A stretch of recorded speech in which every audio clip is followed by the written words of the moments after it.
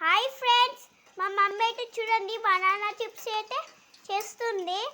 ఇప్పుడైతే బనానా అయితే ఫస్ట్ మనం నీట్గా తొక్క అయితే తీసుకోవాలి. అట్లా నీట్గా కడుక్కున్న తర్వాత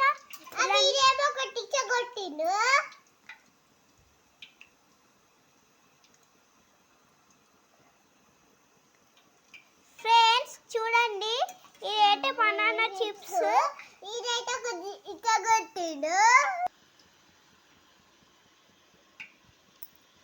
హాయ్ ఫ్రెండ్స్,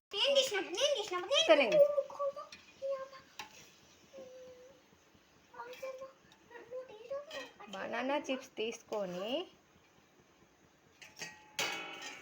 ప్లేట్లో వేసుకొని పైన ఉప్పు కారం చల్లుకొని తింటే ఉంటుంది. ఇంకా చూడండి, క్రిస్పీ బనానా చిప్స్ చూడండి ఎంత క్రిస్పీగా ఉన్నాయో చూడండి.